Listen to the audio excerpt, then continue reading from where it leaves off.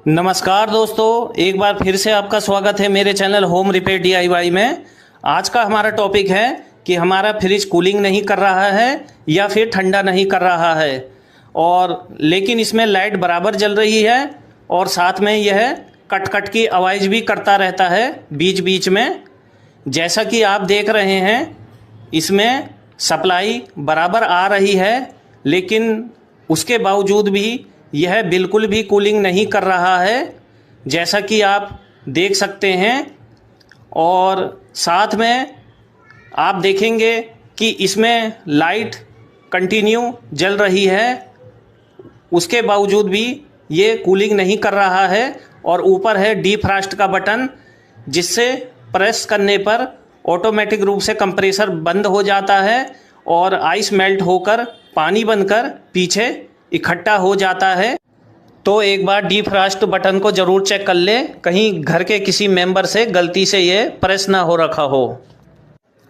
अब हमें फ्रिज का डोर बंद करके इसके बैक साइड की तरफ जाना है, और साथ में इसको टच करने से पहले सेफ्टी को ध्यान में रखते हुए हमें इसका स्विच ऑफ करके इसके प्लग को पहले निकाल देना है।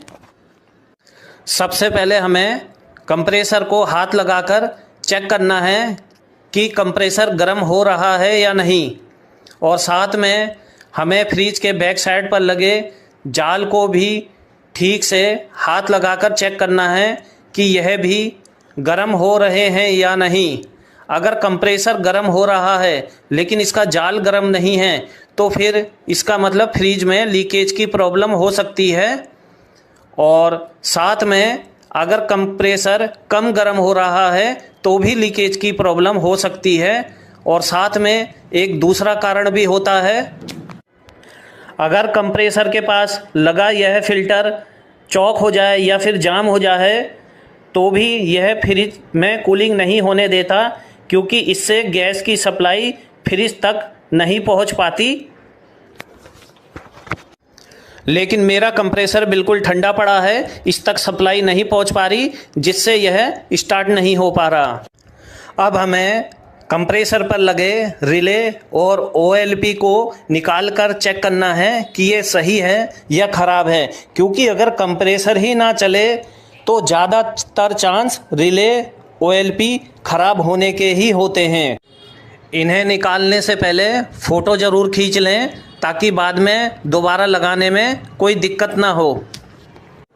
दोनों को निकालने के बाद यह है ओएलपी, जो कंप्रेसर को ज़्यादा करंट और जलने से बचाता है, और साथ में है रिले। इसका काम केवल कंप्रेसर को स्टार्ट करना होता है। अगर रिले हिलाने पर कट कट बजने लगे तो यह ख़राब है। दूसरा तरीका, हम रिले और ओएलपी को टेस्ट करने के लिए कंटिन्यूटी टेस्टर का भी यूज कर सकते हैं। पहले ओएलपी पर कंटिन्यूटी टेस्टर लगाने पर हल्की लाइट जल रही है। हमें रिले के दोनों होल को चेक करना है कंटिन्यूटी टेस्टर के द्वारा कि ये सही है या ख़राब है। तो देखिए, लाइट नहीं जल रही है, तो इसका मतलब ये ख़राब हो चुका है। मैं मार्केट से लेकर आया नई ओएलपी और रिले। जब रिले ख़राब होती है तो ओएलपी पर लोड पड़ता है, जिससे वह काफ़ी वीक हो जाती है, तभी वह कट कट की आवाज़ करता है, और दोनों को एक साथ चेंज करना ही काफ़ी सेफ़ है। अब हमें दोबारा वापस नई रिले और ओएलपी को इन 3 पिन्स पर लगा देना है, जिसे कंप्रेसर टर्मिनल्स पिन्स भी बोलते हैं।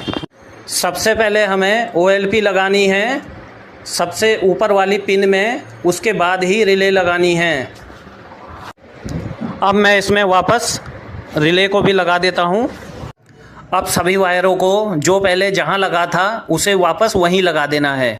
अब मैं दोबारा स्विच ऑन कर लेता हूँ। अब मेरा कंप्रेसर स्टार्ट हो चुका है, जो वाइब्रेशन भी कर रहा है और जिसकी आवाज़ साफ सुनाई दे रही है।